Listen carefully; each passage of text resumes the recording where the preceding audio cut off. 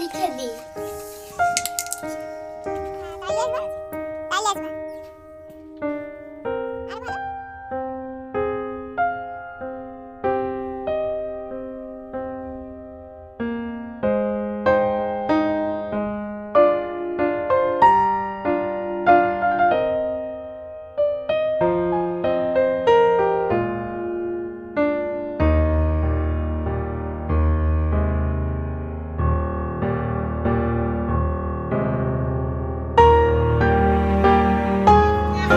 করেছিস?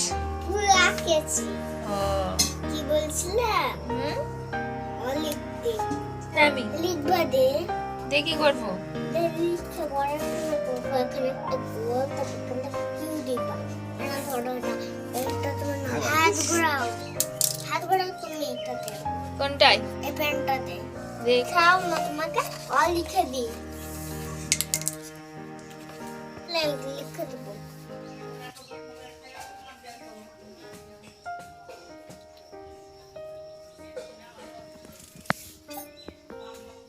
এখান থেকে 4 লিখবা, তারপর একটা গোল দিয়ে বি হয়ে যায়। না ধরো নমস্কার বন্ধুরা, আমি আমার ছেলেকে দিয়েই ব্লগটি আজকে স্টার্ট করলাম। অ্যাকচুয়ালি ছেলের পাকা পাকার কথা শুনে না আমি আর নিজেকে স্থির রাখতে পারলাম না, তো ভাবলাম ভয়েসটি না কেটে তোমাদের সঙ্গে শেয়ার করি। তাহলে চলো বন্ধুরা, আমি আমার ইন্ট্রোটি দিয়ে দিই। আমি অপর্ণা, তোমরা দেখছো ব্লগার অপর্ণা এই চ্যানেলের পক্ষ থেকে তোমাদের জানাই অনেক অনেক অভিনন্দন আর আন্তরিকতা। তোমরা কেমন আছো? আশা করি তোমরা ভালোই আছো, আর আমিও বেশ আছি, আর আশা রাখছি ব্লগটি ভালো লাগবে।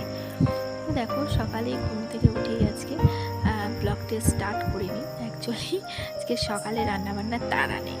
কালকে খিচুড়ি খেয়েছি, এবার রাত্রে তো রুটি খাওয়ার জন্য তরকারি করে রেখেছিলাম, সেই তরকারিটা না ভালো করে জাল দিয়ে ফুটিয়ে রেখে দিয়েছি।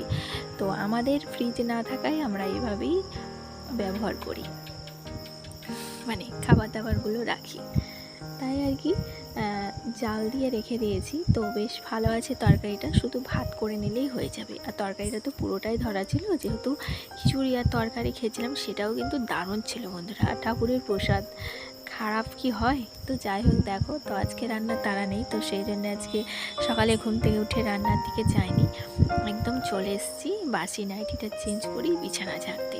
তো তোমরা হয়তো মাঝে মধ্যে এরকম আমার ব্লগ দেখতে পাও, আর বেশ ভালোই লাগবে আমি আশা রাখছি, কারণ প্রত্যেক দিন তো একই রকম কাজ কর্ম, কিন্তু একই রকমভাবে তো দেখতে ভালো লাগে না, একটু ঘুরিয়ে পিছিয়ে করলে আমার মনে হয় ভালো লাগে। আর আমি জানো তো আমার ব্লগ দেখতে খুব ভালোবাসি, আমি আমার ব্লগগুলো দেখি। তবে হ্যাঁ, আমার এই চ্যানেল থেকে না, সেভ করা থাকে সেটা দেখি। তো যাই হোক, দেখো এই যে প্রতিদিনের মতো না জানলাটা খুলে দিলাম, আর আজকে একটু অন্যভাবে খুললাম। জানি না তোমাদের কেমন লাগবে, তো আশা রাখছি ভালোই লাগবে। তারপরে দেখো, কালকের তরকারিগুলো থেকে গেছে, দুধটা থেকে গেছে, যেহেতু ছেলে মেয়ে সকলেই খিচুড়ি খেয়েছে। আর এই যে কালকের পুরো তরকারিটা এটা গরম করবো, তাই এখন বার করলাম। তো আর দুধটাও গরম করে নেবো। আর এই যে দেখো, ভাতটা হয়ে গেছে, ভাতটা উপর দিয়ে দেবো। আর ভাতটা উপর দিয়ে বন্ধুরা তরকারিটা গরম করতে আমি বসিয়ে দিয়েছি। আর বন্ধুরা জানো তো, কালকে তো তোমাদের বলেছিলাম যে কিছু ভিডিও ডিলিট করে তারপরে আমার হচ্ছে ভিডিও এডিটিং করেছি, এবং এডিটিং ভিডিও আমার ডিলিট হয়ে গেছে, যেহেতু সব কিছুই আমি ডিলিট করেছি, তো ক্লিয়ার করে দিয়েছি সব ব্রাউজারকে, তাই ডিলিট হয়ে গেছে। তো সেই জন্য এডিট ভিডিওটাও কিন্তু আমার ডিলিট হয়ে গেছে, তার জন্য আমাকে খাটতে হয়েছে। এবার কী হয়েছে বন্ধুরা, আমার ইন্ট্রো ভিডিও যেটা আমার চ্যানেলের নাম দিয়ে আমি করেছি, সেটাও কিন্তু ডিলিট হয়ে গেছে। তো তাই আর কি, সেই ইন্ট্রো ভিডিওটা নতুন করে আমাকে তৈরি করতে হয়েছে, তারপরে আমাকে এক্সপোর্ট করতে হয়েছে, সেভিং করতে হয়েছে, তারপরে আপলোডে বসিয়েছি। তো ওই করতে সকালে অনেকটা সময় লেগে গেছে, যেহেতু আমি ভোর 3টের দিকে ঘুম ভেঙে গেছে, আর ঘুম আমার আসেনি, যেহেতু আমার কিছু কাজ বাকি ছিল ভিডিওর ব্যাপারে। আর আমি ভিডিও করতে খুব ভালোবাসি, জানো তো, এই প্রফেশনটাকে বেছে নিয়েছি, কারণ আমি ব্লগ দেখতে ভালোবাসি। তো আমার ভালোবাসাটাকেই ভালো লাগা করার চেষ্টা করেছি, বাকিটা সব কিছুই তোমাদের হাতে। আর তারপরে দেখো, সকালবেলাতে আম কিনে নিয়েছি, পাড়ার একটা পিসিমা বলে রাখি, উনি এসেছিলো আম দিতে, তো ওনার কাছে আমটা কিনে নিলাম, বাজারেও যেতে হয়নি। আর তারপরে যে ডালটা একটু পেস্ট করে নিলাম। হ্যাঁ, এটা অবশ্যই মিক্সচারে কিন্তু পেস্টটা করে নিয়েছি। হ্যাঁ, আর তারপরে লবণ, হলুদ, লঙ্কার গুঁড়ো এগুলো দিয়ে নিয়েছি। দিয়ে তার মেখে নিয়ে তারপরে এখন ডালের বড়াগুলো বড়ার শেপ আকারে দিয়ে ভেজে নিচ্ছি। আর রাস্তাতে কথা বলছি তো এরকমভাবে এডিটিং ভয়েস দিচ্ছি। ও আমাকে না তাকিয়ে তাকিয়ে দেখছে। বাড়িতে দেওয়া তো পরিস্থিতি নেই, তাই আমি রাস্তার সামনে বসে বসে ভয়েসটা দিচ্ছি। ও দেখছে ভাবছে বোধহয় কারোর সাথে দেখিয়ে ফোনে কথা লিখো। বলেছে। তো আমার কী দরকার তাই না, তাদেরকে এইসব ব্যাপারে জানানো। লিখো দেখি। এখানে একটা দাগ দিবা। আমি ওয়ানলো লিখতে পারি। আমি ওয়ানলো লিখে এবার একটা ওয়ান লিখবো। ডি। আমি ডি লিখতে পারি। তারপরে আবারও দেখো আমার ছেলের পাকা পাকা কথাগুলো শেয়ার করে পারলাম না। আর তারপরে এই যে বড়াগুলো হয়ে গেছে, এবার নামিয়ে নিলাম। আর বড়াগুলো নামিয়ে নেওয়ার পরে বড়ার তরকারিটা করে নিচ্ছি। আজকের মেনুতে ছিল কি জানো, আজকের মেনুতে ছিল এই আলু পটল দিয়ে বড়ার ঝোল। বড়াগুলো দেখে না বলা বেরিয়ে যাচ্ছিল, বুঝতেই পারছো। এদিক ওদিকে লোক যা আসা হচ্ছে, তো সেটা সামলে আমাকে কথা বলতে হচ্ছে। আর এক একজন আমার সন্দেহ নজরে দেখছে, মানে যে তা ধায় সে তা পায়। কি বললো কি দেখলো তা দেখে আমার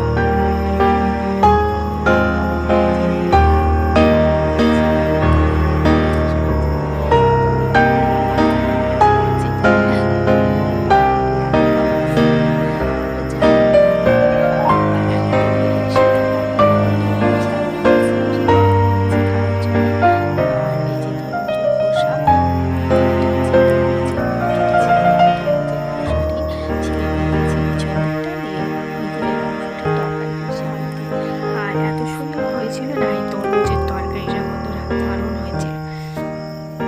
তো সেটাই করে নেব। আর তার আগে যে তরকারিটা হয়ে গেছে মানে বড়ার ঝোলটা, সেটাই নামিয়ে নিলাম।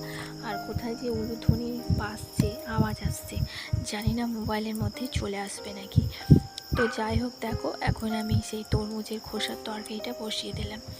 তো তোমরা যদি না খেয়ে থাকো অবশ্যই বাড়িতে তরমুজের খোসা ফেলে না দিয়ে এভাবে তরকারি করে খেতেই পারো, দারুণ টেস্ট হয় বন্ধুরা। তো যাই হোক, দেখো এখন এই কৌটো কাঠিগুলো পরিষ্কার করে তুলে রাখবো। মানে রান্না শুধু তো করা না, একগুচ্ছ কাজও করা তার সঙ্গে। আমি তো এর আগেই ভিডিও টাইটেলে দিয়েছি, আর যেটা আমি বলি সেটাই আমি আমার টাইটেলে দেওয়ার চেষ্টা করি। তো যাই হোক, দেখো এখন তরমুজের খোসার তরকারিটা একদম রেডি, পারফেক্ট, নামিয়ে নিলাম। আর তারপরে এই যে কড়াইগুলো ভিজতে দেবো। আর তার আগে অবশ্যই গ্যাসটা মুছে নেবো। গ্যাস ওভেনটা মোছাটাও একটা কি বলবো কাজ, মানে এত তেল চেটটা হয়। তবে অন্য দিনের তুলনায় আজকে একটু কমই হয়েছে, কেন বলো তো, ভাজা পোড়া জিনিস করিনি তো সেই জন্যে। তো এখন গ্যাসটা মুছে নিচ্ছি। তারপরে হচ্ছে